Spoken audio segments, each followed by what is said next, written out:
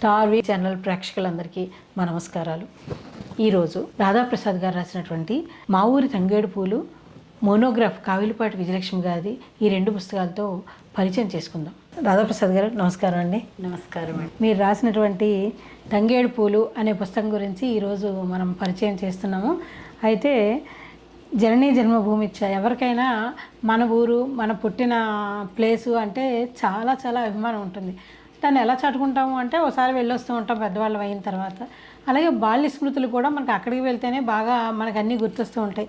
ఆ ఎమోషను ఆ బాండింగ్ కూడా ఆ ఊరితో మనకి ఉంటుంది. అలాగే మీరు దాన్ని ఇంక పుస్తకం చేశారు.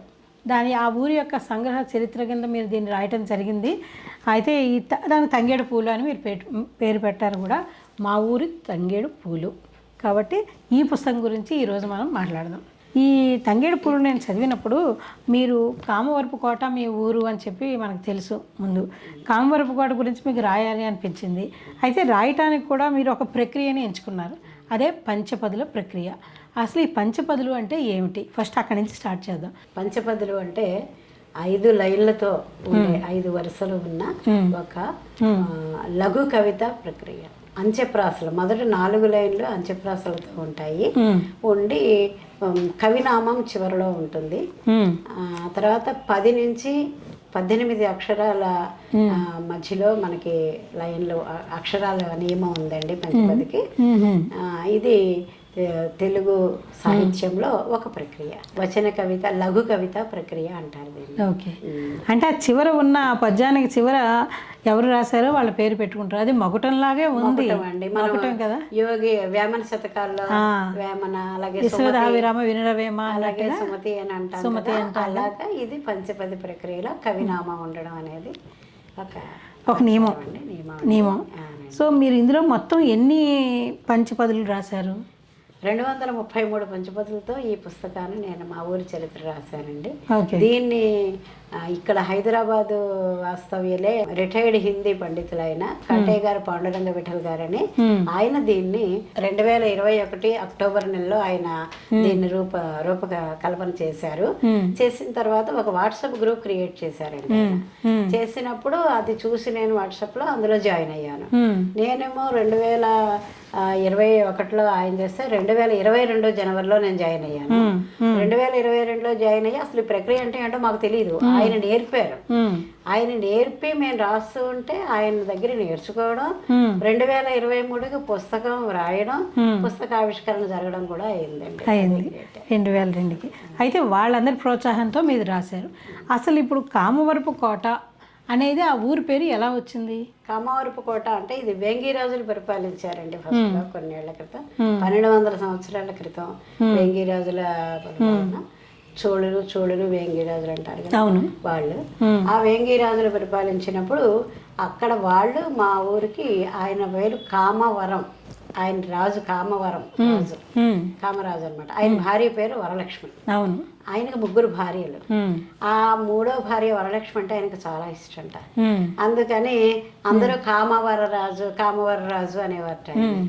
ఆయన ఈ ఊరు వచ్చి ఇక్కడ మట్టి కోట అనమాట, పెద్ద మట్టి కోట. ఆ మట్టి కోట కట్టించి పరిపాలన చేసేవారు ఆ కోటలోను. అందువల్ల మా ఊరికి కామవరపు కోట అని వచ్చింది అని చరిత్ర ఉంది. ఇప్పటికీ కోట ఉందా అండి? ఉందండి, ఇప్పటికీ ఉందండి. అంటే పర్యాటకులు వెళ్తూ ఉంటారా? అంటే పర్యాటకులు అంటే అక్కడ ఆ కోటలో మాకు స్కూల్ ఉందండి, హై స్కూల్ ఉంది. మేము అందులోనే చదివాం అనమాట. తర్వాత అక్కడే వీరభద్రస్వామి గుడి ఒకటి ఉంది. మా ఊరు ఇలవేలిపోయింది. ఆ కోటలో వీరభద్రస్వామి గుడి ఉంది. వచ్చిన వాళ్ళు తప్పకుండా వీరభద్రస్వామి గుడి చూస్తారు. చుట్టూతా కోట, భద్రగుండం అవన్నీ ఉన్నాయి పక్కన, చూస్తారండి. ఇవన్నీ చూసి వెళ్తారు. అయితే మీరు అన్నట్టుగా పంచపదులు అంటే 5 లైన్లు ఉంటాయి. అందులో మళ్ళీ 10 నుంచి 18 అక్షరాల లోపు ఉంటాయి అంటే 18. ఆఖరిది మాత్రం కవినామంతో కలిపి 20 అక్షరాలు ఉంటాయి. 20 అక్షరాలు ఉంటాయి. ఆ తర్వాత అంచెప్రాసలు ఉండాలండి దానికి. 4 లైన్లో అంచెప్రాసలు ఉండాలి. ఈ విధంగా మొత్తం ఎన్ని రాశారు పద్యాలు ఇందులో? 233 రాశాను. 233 రాశాను. ఇది కాకుండా మాకు రోజు కూడా ఆయన పాండురంగ విఠల్ గారు, అలాగే సహ నిర్వాహకులు పోరంకి నాగరాజు గారని, ఆయన కామవరపుకోట స్కూల్లో హిందీ పండిట్ గా చేస్తున్నారు. వీళ్ళందరూ కూడా దాన్ని నడుపుతున్నారు. ఆ గ్రూప్ ని ప్రతిరోజు పంచపది ఇస్తారు. ఆహా. రోజు ఏదో ఒక అంశం ఇస్తారు, ఆ రోజుకు తగ్గదు అలా అన్నమాట. దాని మీద పంచపదులు రాస్తా.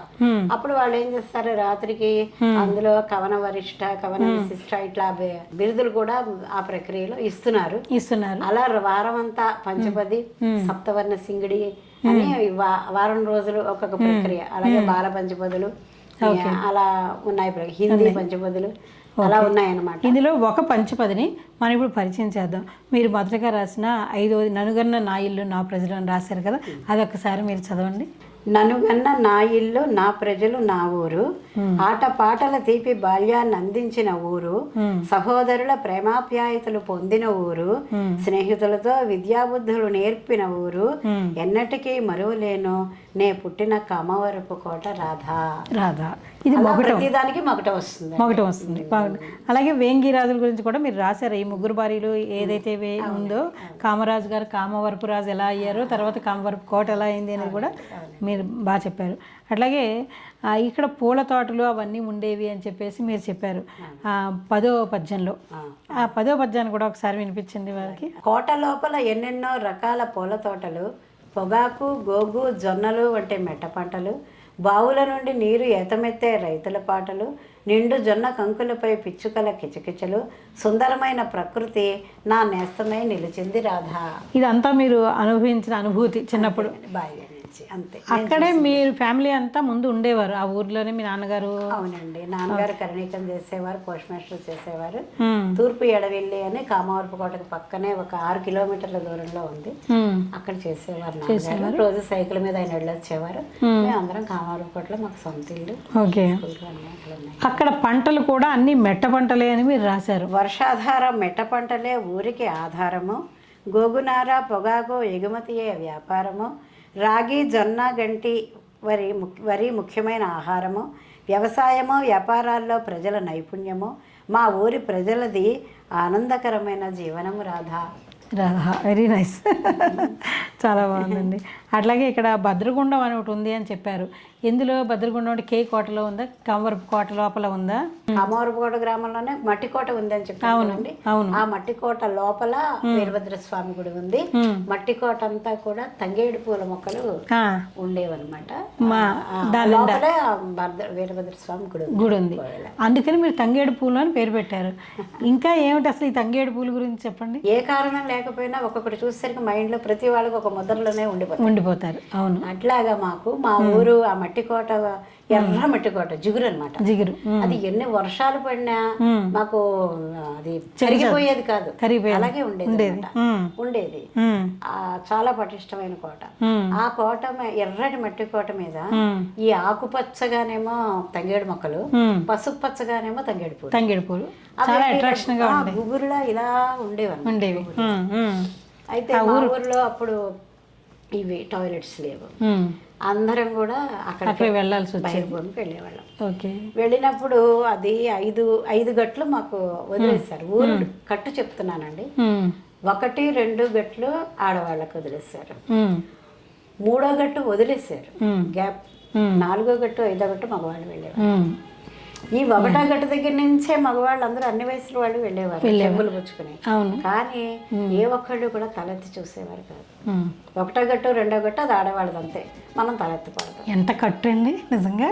ఆ రోజుల్లో మేము ఫ్రెండ్స్ అందరూ ఎక్కువ మంది పిల్లలు కదా, ప్రతి ఇంట్లోనూ 5, 6, 10 మంది అలా ఉండేవారు. అలా ఉన్నప్పుడు అందరం కూడా పొద్దున్నేను చెంబులు పుచ్చుకుని ఒక గ్రూప్గా వెళ్ళేవాళ్ళం. గ్రూప్గా వెళ్ళి వచ్చిన వాళ్ళు ఇంటికి రాలేదని మా వాళ్ళకి భయం ఉండేది. ఎలాంటి భయం ఉండేది?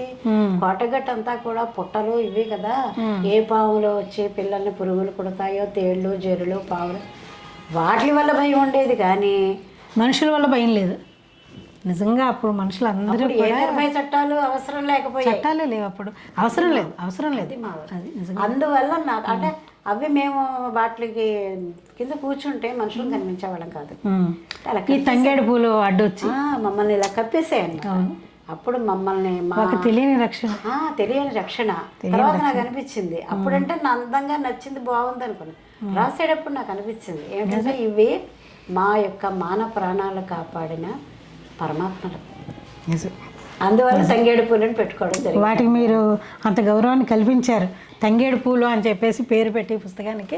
నిజంగా అవి మాన ప్రాణాలు కాపాడినటువంటి పూలే తంగేడు. అన్ని ఊళ్ళలోనూ తంగేడు పూలు ఉంటాయి, కానీ మా ఊరు తంగేడు పూలు అంటే మా ఊరు తంగేడు ప్రత్యేకత ఏమిటి? ప్రత్యేకత ఏంటి? ప్రత్యేకత అది మీకు మాత్రమే తెలుసు. అలా మనుషులు కూడా ఒక ఊరిలో ఉన్నప్పుడు ఆ ఊరు వాళ్ళందరూ వాళ్ళ మనుషులు వాళ్ళ ఫ్యామిలీ లాగా చూసుకునేవాళ్ళు. ఎప్పుడు వాళ్ళు వేరు వీళ్ళు వేరు అనేది భావన లేదండి. మన పిల్లలు, మన కరణం గారి పిల్లలు, మన వాళ్ళ పిల్లలు ఇలాంటివి అట్లే ఉండేవి తప్ప ఇంకా వేరేదేమీ లేదు. అలాగే వీరభద్రస్వామి దేవాలయం ప్రత్యేకం అని చెప్పారు మీరు. అక్కడ రోజు అక్కడ అభిషేకాలు అవి ఇవి జరుగుతూ ఉంటాయి అని చెప్పేసి, అలాగే కూచిపూడి నృత్యాల గురించి ఇవన్నీ రాశారు. అవన్నీ అప్పుడు జరిగేవి. అంటే వీరభద్రస్వామి ఉత్సవాలు, కళ్యాణం, వీరభద్రస్వామి కళ్యాణం అప్పుడు ఇవన్నీ ఒక వారం రోజులు అలా చేసేవారు. 9 రోజులు రోజు కూడా రాత్రిళ్ళు సాంస్కృతిక కార్యక్రమాల కింద స్వామివారికి నీరాజనం కింద డ్రామాలని, ఇవన్నీ ఎంటర్టైన్మెంట్ ఏం లేదు కదా. అవునవును. అప్పుడు ఇట్లా టీవీలు సినిమాలు లేవు కదా. లేవు. ఉన్న ఒక్క సినిమా హాల్కి కూడా అది మంచి సినిమా అయితేనే పంపించేవారు ఇంట్లో పెద్దవాళ్ళు. అవును, లేకపోతే పంపించేవాళ్ళు కాదు. అవును, 6 నెలలకు ఒక సినిమా కడితే గ్రేట్. అవును, అదనమాట. అలాగే వీరభద్ర రాత్రిళ్ళు ఇవి జరిగేవి అనమాట. ఈ కార్యక్రమాలు ఎంగేజ్ చేసేవారు. చింతామణి డ్రామాలు అలా అలా అన్ని కూడా ఉండేవి కాదు. ఇప్పుడు ఇందులో మీరు వీరభద్రస్వామి దేవాలయంలో రహస్య ద్వారాలు, పంచబావులు ఇవన్నీ రాశారు. అంటే ఇదేమిటి? అంటే అప్పుడు రాజులు పరిపాలించినప్పుడు రాణులు ఘోష ఉంటుంది కదండి. తర్వాత ఇంకోటి ఏంటంటే రహస్య ద్వారాలు వాళ్ళకి ఆల్రెడీ అంటే శత్రురాజులు ఎవరైనా వచ్చి యుద్ధం చేసినప్పుడు వీళ్ళు వెనక మార్గం గుండా వెళ్ళిపోవాలి కదా. అవి తర్వాత కందకాలు, చుట్టూతా కందకాలు ఉండేవి. అలాగే బావులు కూడాను. బావుల్లో లంకెల బిందులు కూడా రాశారు మీరు. అంటే వీళ్ళు ఏం చేస్తారంటే ఈ యుద్ధం జరిగినప్పుడు ఇంకా ఓడిపోతే అవతలికి వాళ్ళ రాజుకు వశం అవ్వాలి కదా.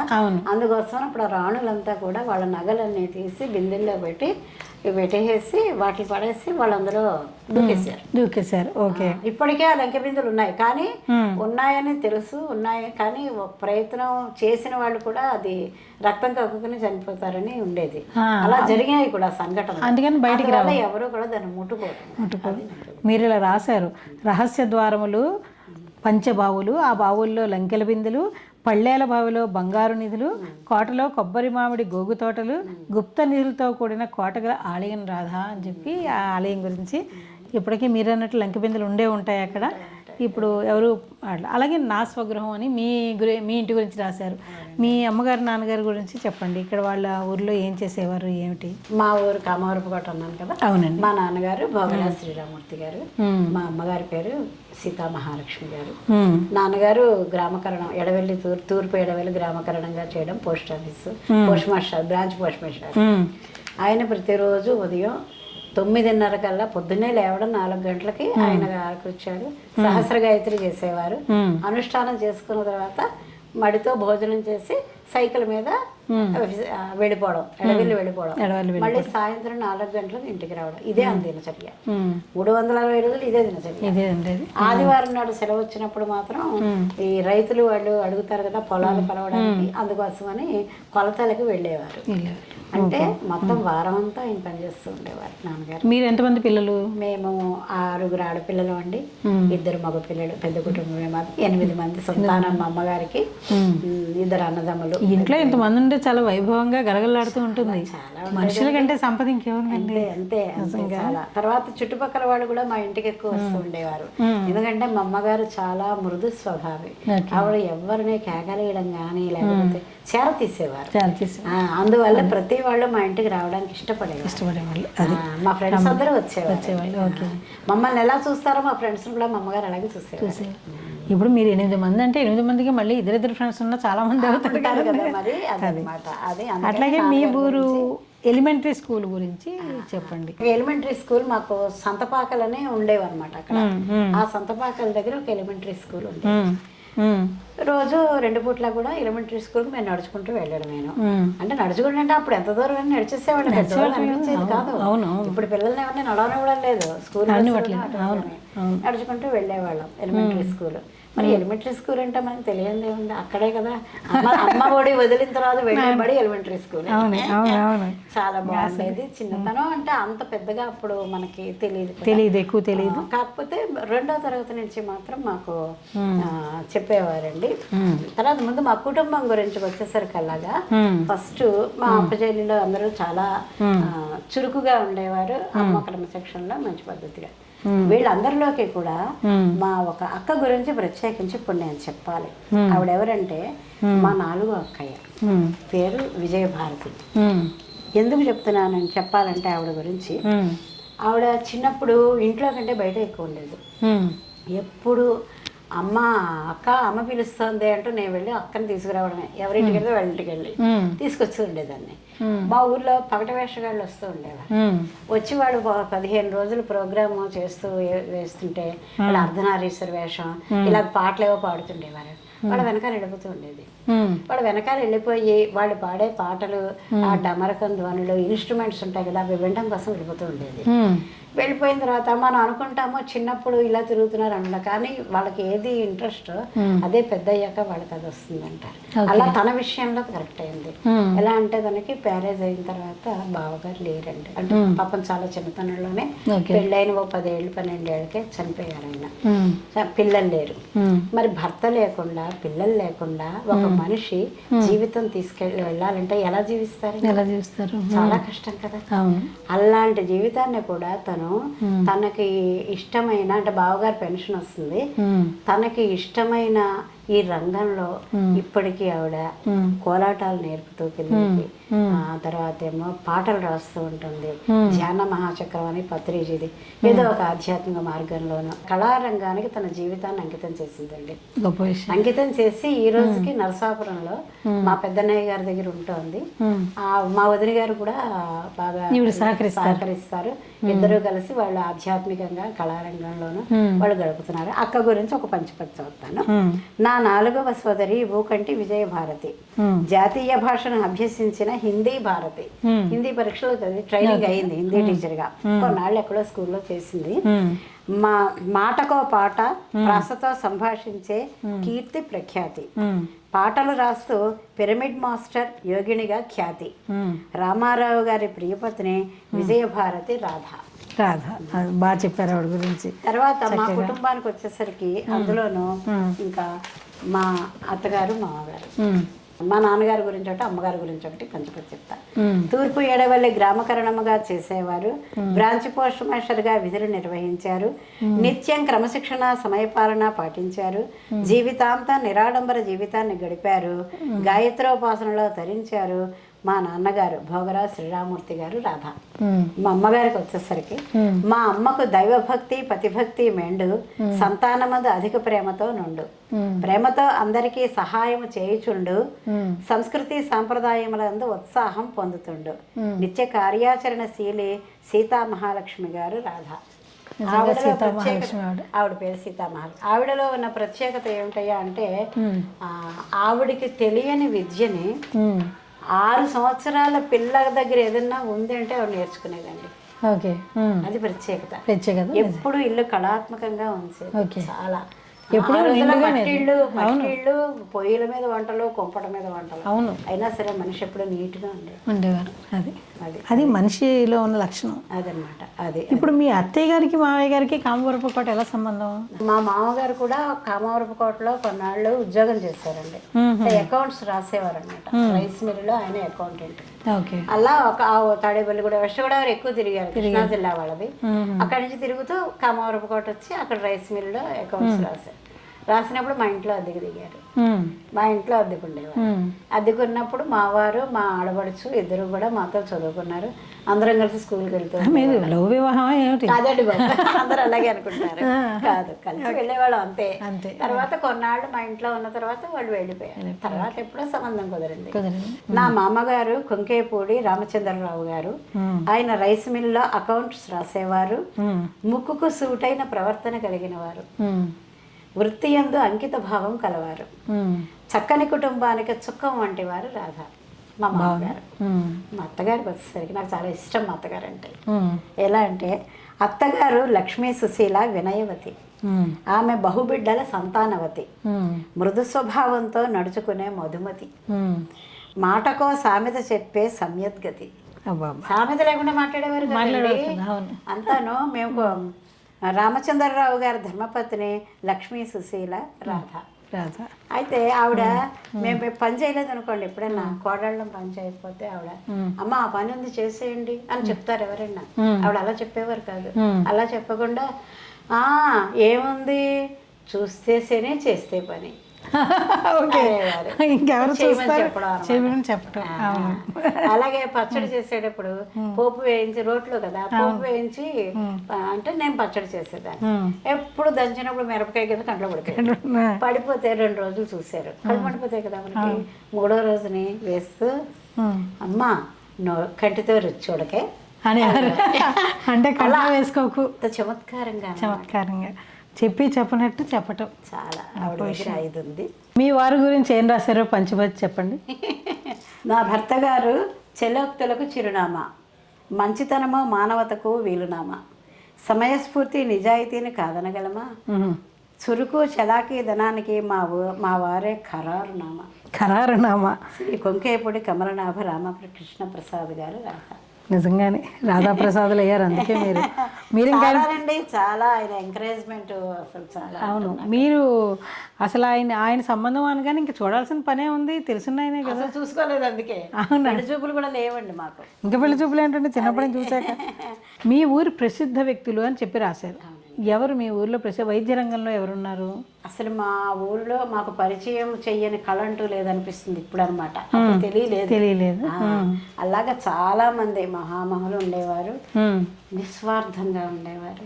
అలాంటి పెద్దలను చూసి మేము మా నడవడికని నేర్చుకున్నామని చెప్తాము.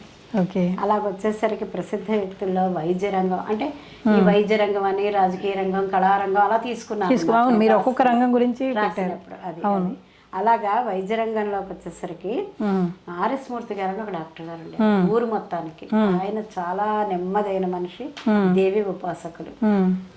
ఆ డాక్టర్ గారి దగ్గర వైద్యం పొందడం, ఊరికి ఆయనే డాక్టర్. కొంతమంది ఉన్నా అందరూ ఆయనే వెళ్ళారు. రుద్రపాక శ్రీరామచంద్రమూర్తి శాంత స్వరూపులు, శ్రీ వీరభద్రస్వామి ఆలయ స్వచ్ఛంద సేవకులు, విద్యాలయ సంస్థాపకులు, విద్యా ప్రోత్సాహకులు, హస్తవాసి మంచిదని పేరొందిన ఘన వైద్యులు, గ్రామ ప్రజల గుండెలలో దేవుడు ఆర్ఎస్ మూర్తి గారు రాధ. అలా వీరు ఈ వైద్యానికి, అలాగే మీకు ఆయుర్వేద వైద్యము, హోమియోపతి కూడా ఉన్నాయి అని చెప్పి రాశారు ఆ ఊర్లో అప్పుడు. అవునండి. ఈ ఆయుర్వేద వైద్యులే మళ్ళీ సర్పంచ్గా కూడా ఉన్నారు ఆ ఊరికి. అవునండి. అంబేశ్వరరావు గారని, మేడూరి అంబేశ్వరరావు గారని, ఓకే, ఆయన ఇటు ఆయుర్వేద వైద్యం చేస్తూ గ్రామ సర్పంచ్గా కూడా చేశారు. ఆయన గుర్రం మీద తిరిగేవారు వీధులంతా, అందరం చూసేవాళ్ళం బయటకు వచ్చి గుర్రం మీద వచ్చారు అని చెప్పి. అలాగే హోమియోపతి ఎప్పుడు కూడా ఉచిత వైద్యమే చేసేవారు. ఈ మధ్య ఒక 20 ఏళ్ళ ముందు వరకు కూడా హోమియోపతి అంటే ఉచితంగానే జరిగేది. తర్వాత ఇప్పుడు అయ్యింది, కానీ అప్పుడు కూడా అలాగే అక్కడ హోమియోపతి వైద్యం చేసేవారు. హోమియోపతి వైద్యం లక్కినేని రామేశ్వరరావు గారని ఆయన హోమియో వైద్యం చేసేవారు. చేస్తూ కూడా మళ్ళీ రాజకీయంగా కూడా ఊర్లో పెద్దగా ఉండి సమస్యలు తీరుస్తూ ఉండేవారు. అలాగే ఊరిలో ఈ చిన్న చిన్న పాములు, తేళ్ళు కుట్టినప్పుడు మందులు వేసేవాళ్ళు చాలామంది. ఇప్పుడు అది ఎక్కడా కనిపించట్లేదు, కానీ అప్పుడు ఉంది. మీరు అచ్చమ్మ గారని ఆవిడ ఈ మందు వేసేవారని రాశారు. అంటే ఆ ఊరికున్న లక్షణాల గురించి మనం మాట్లాడుతున్నాం. అసలు ఊరు ఎలా ఉంటుంది అని తెలియడానికి ఊర్లో ఇంతమంది వైద్యులున్నా మళ్ళీ మంత్రాల దగ్గరికి, మంత్రాలు వేయించుకునే వాళ్ళు మంత్రాలు, మళ్ళీ ఇలాంటి చిన్న చిన్న వైద్యాలకి వేరే ఉండేవారు.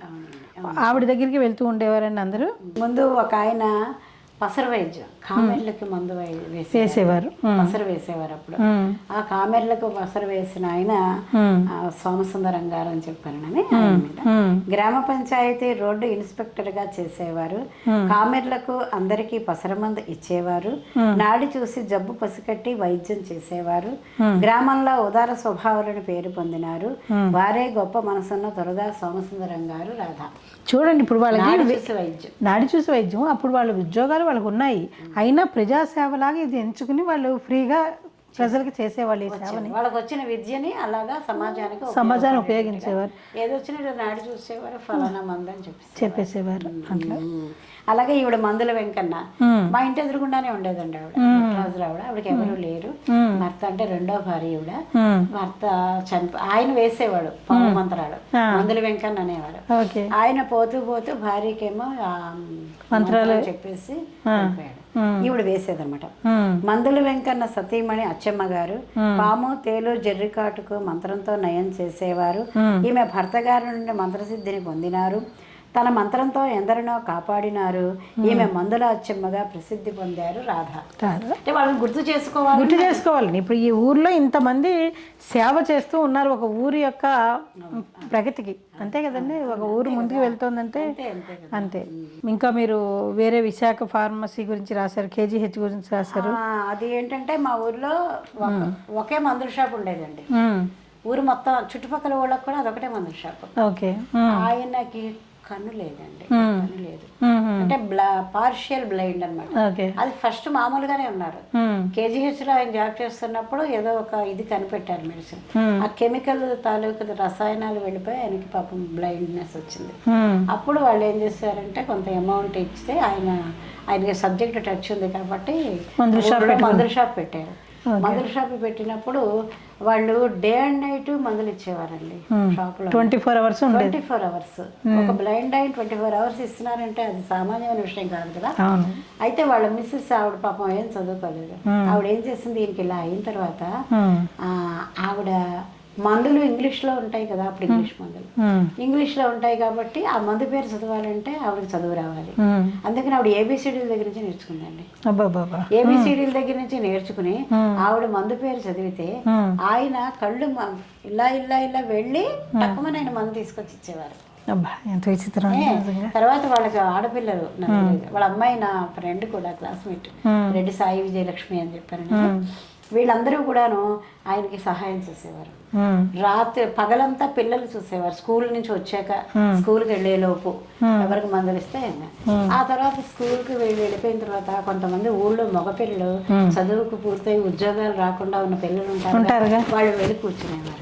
కూర్చుని అటు మందు నేర్చుకునేవారు, ఇటు మందులు హెల్ప్ చేసేవారు ఆయనకి. రాత్రిలో ఆవిడ ఉండేది, అంటే డే అండ్ నైట్. ఇప్పుడు మనకు అపోలో డే అండ్ నైట్ అని చెప్తున్నాం, ఆనాడే అపోలో. అంటే వాళ్ళ ఉద్దేశం ఏంటి, ఎంతసేపు చుట్టుపక్కల వాళ్ళందరికీ కూడా మందు అందాలి. అందుకని ఆయన మీద ఒక పంచపది రాశానండి. ఊరు అంతటికి ఏకైక మందుల షాప్ ఇది. 24 గంటలు తెరిచి ఉండేది. ఊరికి ఔషధ సేవలు అందాలనే భావం వీరిది.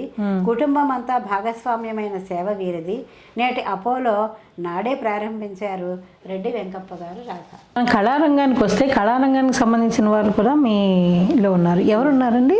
కళారంగానికి వచ్చేసరికి మాకు అప్పట్లో ఎంటర్టైన్మెంట్ అనేది హరికథ అనేది ఎంటర్టైన్మెంట్, ఇంకేమీ లేదు. ఊరు మొత్తానికి ఒక ఆయన హరికథ జగరాజు గారు అని ఆయన హరికథ చెప్పేవారండి. ఆ హరికథలు వినే మేము పెరిగాం. మొత్తం ఊరు జనం అంతా ఆ త్వరం అంతా హరికథలు వినే పెరిగారు. ఆయన హరికథ ఆయన పట్టుబట్టు కట్టుకుని చిడతలు పట్టుకుని ఓం హరాశంకర అని ఒక పద్యం ఎత్తుకున్నారంటే పాట, మరి కనీసం 20 నిమిషాలు ఒక్క పాటకు డాన్స్ చేసేవారు అందరూ. ఊరంతా కూడా సత్రవని ఉండేది. ఆ సత్రవుడ కార్యక్రమం జరిగేది. ఆ సత్రవు లోపల కూర్చున్న వాళ్ళు కాకుండా, గోడల మీద కూర్చున్న వాళ్ళు కాకుండా, బయట కూడా నుంచుని ఊరంతా సత్రవు దగ్గర నిలబెట్టే చాకచక్యం ఆయనకు ఉంది. ఉండేవారు జగరాజు గారు అని, జగరాజు గారు. ఇంకా అండి ఇంకెవరున్నారు అక్కడ? ఉన్నారండి చాలా. ఒక ముక్కు సత్యవతమ్మ గారనే ఆవిడ ఆడవాళ్లలో చైతన్యం తీసుకొచ్చింది. ఆవిడ పల్లెటూరు కదా, ఎక్కడికి కదిలేవారు కాదు. అవును. అలాంటిది ఆవిడ ఏలూరు, ఆవిడది పుట్టిండు. ఏలూరు నుంచి మాకు అమారుకోట వచ్చిన తర్వాత ఆవిడ ఊళ్ళో అందరికి ఆవిడ వీణ సంగీతము వీణ అవి వచ్చాడు. ఆవిడ ఇళ్ళకి వెళ్ళి కోమట్ల వాళ్ళ ఇళ్ళకి వెళ్ళి సంగీత పాఠాలు చెప్తూ ఉండేవారు, వీణ నేర్పుతూ ఉండేవారు. అవును. అలా చెప్పడమే కాకుండా అన్ని వయసుల వాళ్ళని ఆవిడ చైతన్యం చేసి, రండి ముందుకు, మీరు ఇది నేర్చుకోండి, అది చెయ్యండి అని ఎంకరేజ్మెంట్, చాలా ఎంకరేజ్మెంట్ చేశారు. చింతలపూడి ఆశ్రమానికి వాళ్ళిద్దరు, కృష్ణమూర్తి గారును ఆవిడ వాళ్ళిద్దరు వెళ్తుండేవారు. అక్కడి నుంచి ఎంతమందినో పెద్దల్ని తీసుకొచ్చి మా ఊరు ప్రవచనాలు చెప్పించడం, ఉపన్యాసాలు చెప్పించడం, పూజలు చేయించడం, సహస్రలింగార్చన అలాంటివన్నీ చేయించి ఊరి వారందరినీ కలిపేవారు, ఏకం చేసేవారు. అట్లాగే కార్తీక మాసంలో మామిడి తోటలో వనభోజనాలు, గాడిపోయేతో వంటలు ఇవన్నీ కూడా రాశారు. అరిటాకులు వేసి బంతి భోజనాలు వడ్డించడం, తోటల్లోకి ఎద్దుల బండి మీద వెళ్ళటం, సుందరం గారి తోటలో వనభోజనం మరువలేం రాధా అని రాశారు. అంటే ఊరు వారందరూ వెళ్ళేవారు అప్పుడు వనభోజనాలు. కార్తీక మాసం అంటే ఒక ఇప్పట్లాగే అప్పుడు కూడా అలాగే ఉండేది. తోటలో ఉసిరి చెట్టు ఉండేది. అవును. ఆ ఉసిరి చెట్టుకి అందరం బళ్ళు బళ్ళు కట్టుకుని బళ్ళు కట్టించు బళ్ళు కట్టించి వెళ్ళేవారు, వంటలు మా అమ్మగారు వీళ్ళందరూ వంటలు కలిపి చేసేవారు. అవును. అట్లాగే మీ ఊరు పురోహితుల గురించి కూడా రాశారు, వెంపరాల సుబ్రహ్మణ్యం గారు అని చెప్పేసి.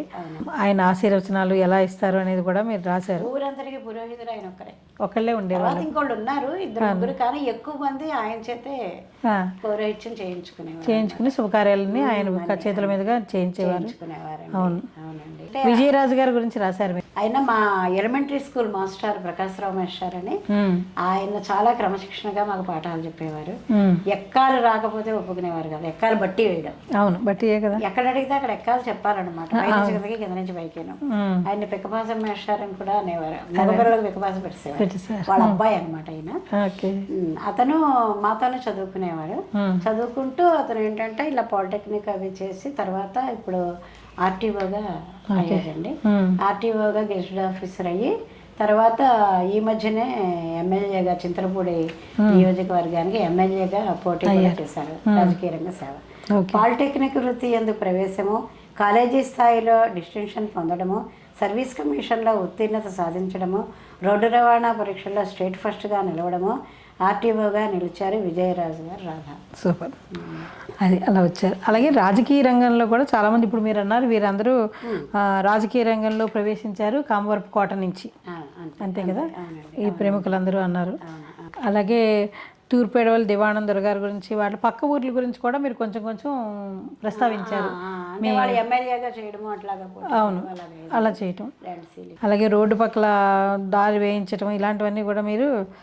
మురళీకృష్ణ గారని ఆయన, ఓకే. తర్వాత మేడూరి రంగబాబు గారని, అంబేశ్వరరావు గారి అబ్బాయి రంగబాబు గారు, వీళ్ళందరూ సేవా రంగానికి గారి అబ్బాయి రాజకీయ రంగము వాటికి అనమాట. ఓకే. తర్వాత సేవా రంగానికి వచ్చేసరికి అలాగా మా ఊరు నుంచే కోరుకొండ సైనిక స్కూల్లో చదువుకుని మరి సైనికులు అయ్యారు.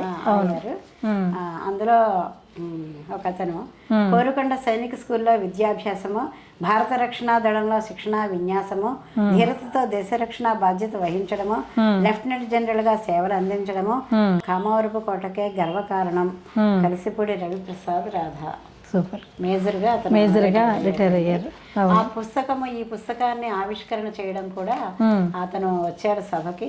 అతని భార్య లలిత గారు, ఆవిడ చేత ఈ పుస్తకావిష్కరణ చేయించాము. ఈ తంగేడు పూల పుస్తకావిష్కరణ ఆవిడ ద్వారా జరిగింది. బాగుంది. అందరికీ వాళ్ళ సొంత ఊరు అంటే అభిమానము, ప్రేమ అన్నీ ఉంటాయి కదండి. ఎక్కడున్నా ఏ దేశంలో ఉన్నా పరిగెత్తుకొస్తూ ఉంటారు. అట్లాగే అక్కడ యువకులంతా కూడా చాలా ఉత్సాహంగా ఉంటారు అని చెప్పి మానవ సేవే మాధవ సేవగా తలుచుకున్నారు. అంటే ఇప్పుడు మీరు చెప్పిన దాన్ని బట్టి పూర్వకాలం నుంచి ఉన్న వాళ్ళందరూ సేవ చేస్తూనే ఉన్నారు. వాళ్ళ పిల్లలకు కూడా అంతో ఇంతో అది అలవడింది. మన కోవిడ్ వచ్చినప్పుడు వీళ్ళు చాలా చేశారని రాశారు మీరు. అవును. వీరమళ్ళ మధుసూదన్ రావు గారని అతను మొత్తం ఇదంతా లీడ్ చేసి ఇప్పటికీ కూడా సేవా కార్యక్రమాలు కామవరపుకోటలో చేస్తున్నారు. యాంటీ కరోనా టీం అని వాళ్ళు ఒక 5గురు కలిసి ఏర్పడి ఇవన్నీ కూడా చేస్తున్నారు. ఈ మరి పంచబదులు రాగా యేసుక్రీస్తు జన్మ పవిత్ర ఇవెందుకు రాశారు అంటే అన్ని మతాలు కదండి. అవును అంటే ఆ ఊళ్ళో కూడా ఉన్నారు అన్న పండగలు. అలాగే ఊళ్ళో దేవాలయం, చర్చి, మసీదు, అలాగే పీర్ల పండగకి మన హిందువులు కూడా గుండం దొక్కేవారు. అలాగా అయితే ఇప్పుడు చాంద్రమాసం ప్రకారం ఇస్లాం క్యాలెండర్ తయారు చేస్తారు అని కూడా రాశారు మీరు. 9వ నెలను పవిత్ర రంజాన్ నెలగా భావిస్తారు. వాళ్ళ పండుగల గురించి రాశారు. ఆ ఊర్లో ఉన్న సర్వమతాలని మీరు సమాన భావంతో రాశారు. దివ్య ఖురాన్ ఆవిర్భావోత్సవాన్ని కూడా జరపడం, రంజాన్ నెలంతా ఇదంతా కూడా ఉంది. అయితే ఆ ఊరిలో కూడా ఈ ఉత్సవాలన్నీ అప్పుడు కూడా ఉన్నాయి. అలాగే గ్రామ దేవతల గంగానమ్మ జాతరలు ఇవన్నీ కూడా ఉన్నాయి. దర్శనీయ స్థలాలకు వచ్చేసరికి వాలి సుగ్రీవ గట్టు అని ఉంది మీ ఊళ్ళో. ఊరు మధ్యలో ఉందా? చెప్పారు కదా పాతూరు అని ఉందని. ఆ పాతూరులోనే ఉంది. ఓకే. అంటే నడుచుకుంటూ వెళ్ళిపోవచ్చు 2 కిలోమీటర్లు. ఓకే. అంటే ఇప్పుడు ఈ వాలి సుగ్రీవుల గట్టు అంటే నిజంగానే వాలి సుగ్రీవులు అక్కడే యుద్ధం చేశారా? అనండి. రాముడు అక్కడే 7 తాడి చెట్లు పట్టడం అన్ని తిరిగారు కదా, అరణ్యాలు తిరిగినప్పుడు అక్కడికి రావడం, వచ్చారు వాలి సుగ్రీవులు వాళ్ళు ఉండడం, చెట్టు చాటు నుంచి రాముడు పట్టడం అక్కడ జరిగిందని చెప్పానండి. ఓకే. ఇప్పటికీ ఉంది వాలి సుగ్రీవుల గట్టు. ఆ బొమ్మ ఉంది. కార్తీక మాసంలో ప్రతి మంగళవారం నాడు అక్కడ తీర్థం జరుగుతుంది. మేము వెళ్ళేవాళ్ళం. ఇప్పటికీ జరుగుతుంది. అక్కడ కొండ మీద ఉన్న రాళ్ళు తీసుకొచ్చి వీళ్ళ పొలాల్లో ఒక్కొక్కటి వేస్తే పంటలు తోటలు బాగా పండుతాయని ఒక నమ్మకం కూడా నమ్మకం ఉందండి. కూడా ఉంది. ఆ వాలసిగిరివుల గట్టు పైకి ఎక్కి చూస్తే ద్వారకా తిరుమల గాలిగోపురం కనిపిస్తుందండి. అబ్బో, ఆహా, బాగుంది.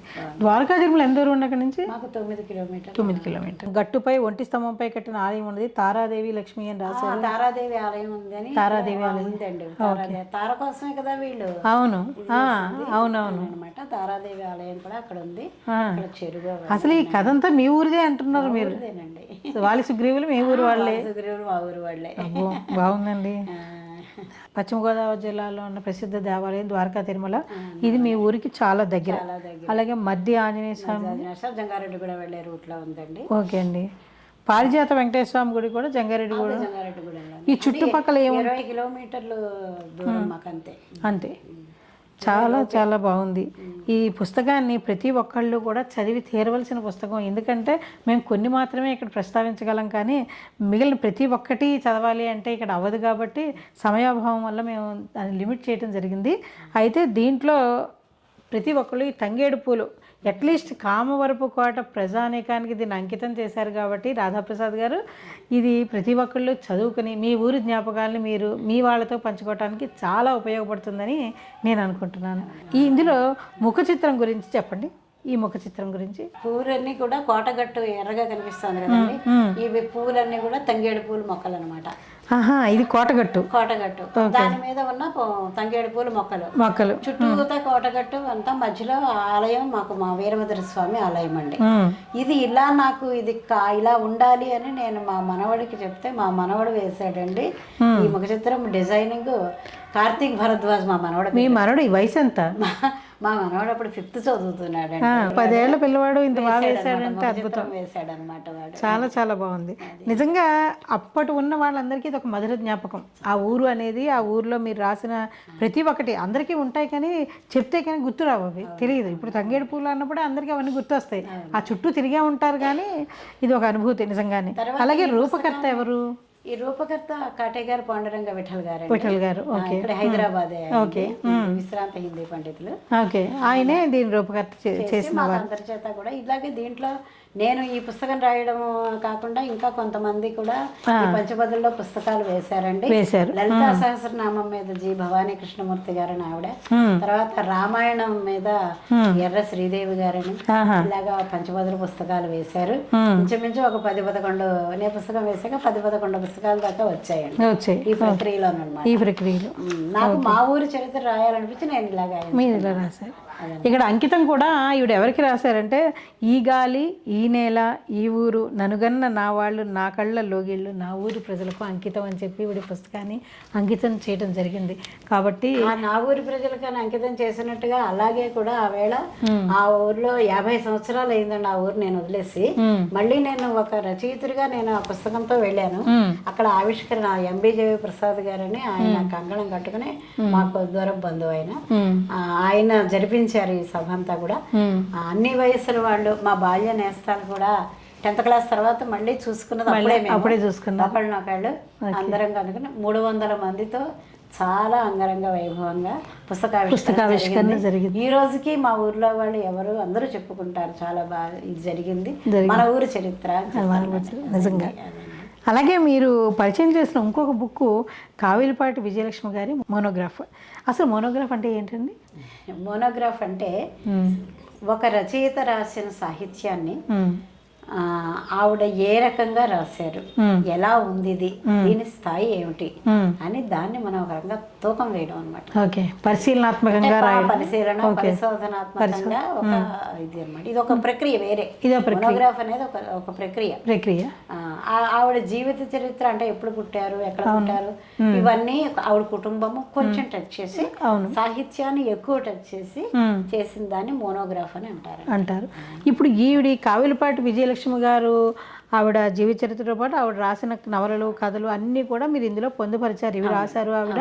అసలు ఆవిడ కథా వస్తువుల్లో వ్యక్తుల గురించి కూడా మీరు అక్కడక్కడ చర్చించడం జరిగింది. అలాగే ఈవిడ చాలా సినిమా కథలు కూడా రాశారు కదా. సినిమాలో కూడా జమునా నాగేశ్వరరావు వీళ్ళందరికీ కూడా ఇచ్చినట్టుగా మీరు ఇందులో ఈవిడ నవల విధి విన్యాసాలు అనే ఒక నవల రాశారండి. ఆ నవలని తహసీల్దార్ గారి అమ్మాయి అని సినిమా తీశారు. అది 70వ దశకంలో రచయిత్రి ఈవిడ, 1970 నాడు. 70 నాడు. అప్పుడు కుటుంబ కథలు ఎక్కువగా, సామాజిక పరిస్థితులంతా సామాన్యమైన జీవితం, మధ్యతరగతి కుటుంబాలు ఎక్కువ అనమాట. అందుకని మధ్యతరగతి మందహాసం అని చెప్పని వర్ణించాను ఇవన్నీ. అలాగా అది విధి విన్యాసాలు నవలని తహసీల్దార్ గారి అమ్మాయి సినిమా తీశారు. దానికి అవార్డు కూడా వచ్చింది, స్టేట్ అవార్డు 100 రోజులు ఆడిందండి. తర్వాత ఇంకొకటి ఏదో నవల కూడా ఈ కాల పిల్లలు అని తీశారు. ఆవిడ సినిమాల కోసమే కథలు రాస్తున్నారని కూడా కొంతమంది ఏం లేదండి. ఈవిడ మామూలుగా ఆవిడ నిత్య జీవితంలో సమాజంలో చుట్టుపక్కల ఉన్నవన్నీ ఆవిడ రాశారు. రాస్తే వాళ్ళు డైరెక్టర్స్ నచ్చి వాళ్ళు తీసుకున్నారు తప్ప సినిమా కోసం ఆవిడ రాసింది అయితే లేదండి. ఏదో ఎవరో కొంతమంది వాళ్ళకి అర్థమైంది వాళ్ళు అలా అనుకుంటారు కానీ అంతకంటే. ఇప్పుడు మీరు ఈ మోనోగ్రాఫ్ రాయడానికి ఈవిడ ఆమూలాగ్రంగా ఈవిడ గురించి, ఈవిడ రచనల గురించి అంతా చదివి చేయడానికి ఎంత టైం పట్టింది? నాకు 2 సంవత్సరాలు పట్టిందండి. 2 సంవత్సరాలు పట్టింది. 2 సంవత్సరాల ముందు చదవడం, వాళ్ళ పిల్లలు నాకు ఇచ్చారు రవి గారు అని చెప్పాను పుస్తకాలు. ఆ పుస్తకాలు చాలా జాగ్రత్తగా నేను చదివి నా వర్క్ అంతా, ప్రాజెక్ట్ అంతా అయిపోయిన తర్వాత మళ్ళీ తిరిగి ఆయనకు అప్పచెప్పేశాను నేను ఆయన పుస్తకాలు. ఆ పుస్తకాలు నవల్స్ ఆవిడది అది వేరు, ఈ మోనోగ్రాఫ్ అనేది ఈ ప్రక్రియ వేరు.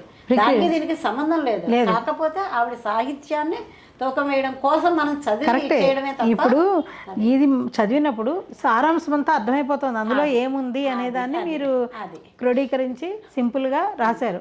ఇది రాసినప్పుడు ఆ రచయితని ఇప్పటి తరానికి పరిచయం చేసినట్టు అయ్యింది. సేమ్ టైం అసలు ఈవిడ కావిలిపాటి విజయలక్ష్మి గారు ఎవరు, ఈవిడ ఏం రాసుంటారు అనేది ఈ ఒక్క పుస్తకం ద్వారా తెలుస్తోంది. ఇంకొకటి కూడా ఏంటంటే ఈవిడ కోనలో కోమలి అని ఒక నవల రాశారు. అవును. అంటే ఆయన ఉద్యోగరీత్యా అరకు, పాడేరు అలాంటివి వెళ్ళినప్పుడు అక్కడ గిరిజనులతో ఆవిడ గడిపి చూసి ఆవిడ గ్రహించిన కోనలో కోమలని ఒక నవల రాశారు. ఆవిడ 8వ తరగతి చదువుకున్నారు. చదువుకేనో దీనికి సంబంధం లేదన్న దానికి చెప్తున్నారు. మరి ఆవిడ ఎంత సమాజాన్ని నిశితంగా పరిశీలించి ఆ రోజున రాశారన్నమాట. ఇప్పుడు ఆదివాసీల గురించి కావాలి అని అనుకుంటున్నప్పుడు మన గవర్నమెంట్, సెంట్రల్ గవర్నమెంట్ అంటే సాహిత్య అకాడమీ వాళ్ళు వీళ్ళు ప్రయత్నిస్తున్నప్పుడు ఈవిడ కోనలో కోమలి అనే నవల దానికి ఖచ్చితంగా ఉదాహరణ. ఈ పుస్తకానికి కలెక్టర్ గారు ముందు మాట రాశారు, ఆవిష్కరణ చేశారండి. తర్వాత మన చాగంటి సోమయాజులు గారు అమ్మాయి డాక్టర్ చాగంటి తులసి గారు, చాసో గారు అమ్మాయి చాగంటి తులసి గారు, తర్వాత మృణాళిని గారు, ఈ ఊరి సి మృణాళిని గారు, మలయవాసిని గారు, వీళ్ళందరూ ముందు మాట అంటే వాళ్ళ అభిప్రాయం చెప్పారు. అన్నిటికంటే అందులో యాక్ట్ చేసిన జమున గారు కూడా, జమున గారు కూడా ఆవిడ అభిప్రాయం, ఫోన్ నెంబర్ నేను కనుక్కొని చెప్పారు. చాలా గొప్ప బుక్ లాగా నాకు అనిపించింది. పరిశోధనాత్మకమే పుస్తకం అనొచ్చు డెఫినెట్గా. సాహిత్య అకాడమీకి లెవెల్కి సరిపోతుంది. చాలా బాగుందండి. మీ 2 రచనల్ని ఈ రోజు ఇలా పరిచయం చేయడం మా అదృష్టంగా భావిస్తున్నాం. మీరందరూ ఇప్పటివరకు చూశారు కామవరపు కోట ఊరు యొక్క చరిత్రను మనం చూసాము. అందులో మొకటం రాధా అని రాశారు. రాధా అంటే ఈవిడ పేరే రాధాప్రసాద్ గారు కాబట్టి పంచపదుల్లో అదొక నియమం కాబట్టి ఆవిడ ప్రతి పద్యానికి చివర రాధా అని పెట్టడం జరిగింది. చాలా కృతజ్ఞతలతో మీరు మాకు ఇంటర్వ్యూ ఇచ్చినందుకు చాలా సంతోషంగా ఉందండి. మళ్ళీ ఇంకో రచనతో మళ్ళీ కలుద్దాం. తప్పకుండా. ధన్యవాదములండి.